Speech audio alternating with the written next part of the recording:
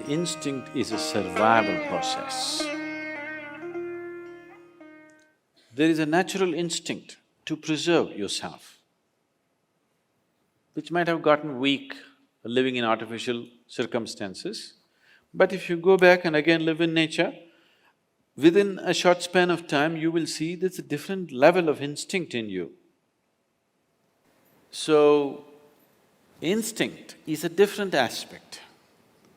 Intuition is a different aspect.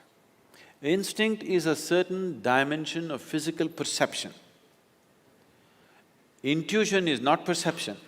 Intuition is just a different dimension of computing. Same information, logically 1, 2, 3, 4, 5 steps, intuition, talk 1 step. That's all it is. So how to develop intuition? There are various methods. The Shambhavi Mahamudra that you do definitely enhances one's intuition, but don't try to consciously enhance that because you will go about doing guesswork. Guesswork is not intuition. Intuition means you just know, clearly know, that you can bank your life on it. Guesswork will lead you to lot of confusion. Oh, I have a gut feeling, there are some people. Always their gut is saying something because of bad food, I think. So, there are specific methods to develop intuitiveness. There are certain systems of yoga which are totally left-oriented. Here, the yoga that you learn with me in a program like this, we want to bring a balance between the right and left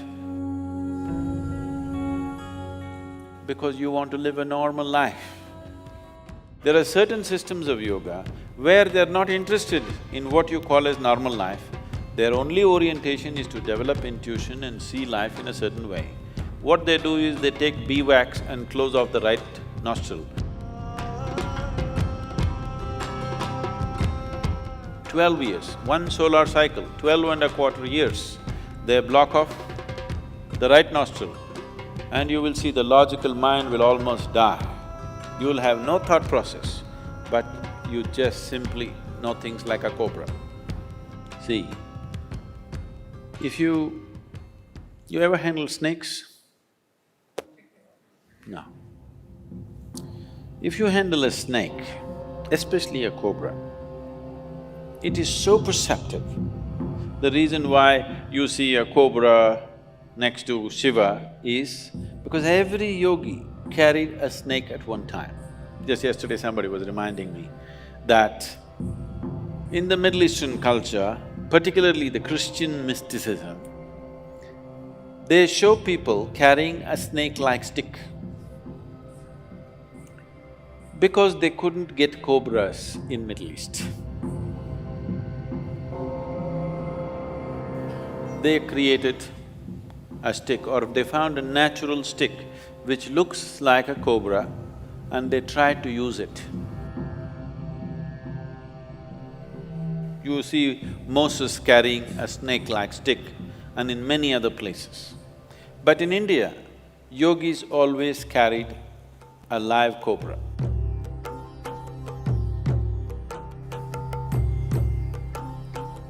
Because its perception is phenomenal.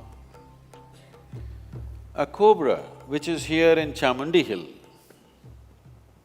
if there is going to be an earthquake in California, not happening, it is going to be, nothing has started, no Richter scale is saying anything, but this cobra will already start behaving in a different way.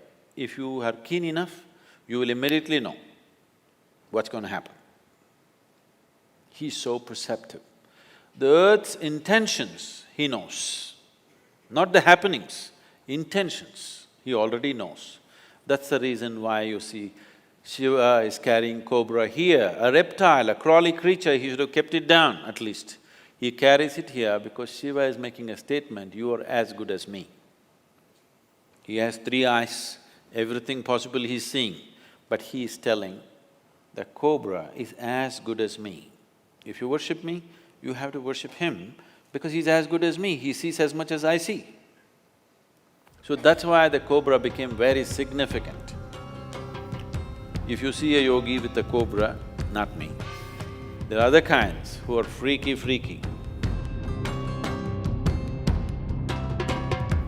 Who'll have a cobra and who'll have green-colored glass bangles on their left hand. If you see them, if you look at his nostril, you will see he has beeswax sealing off his right nostril.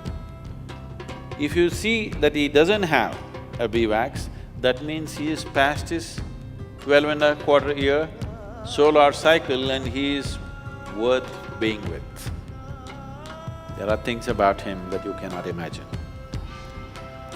So, you cannot go that way.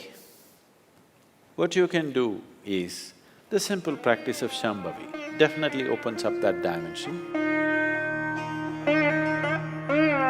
But before you go into intuition, it's very important the logical dimension of your life is properly established. Otherwise, every fool who can't think straight will think he is intuitive. Yes, first establish the logical dimension of your life perfectly clear, then explore intuitiveness, it'll be fabulous.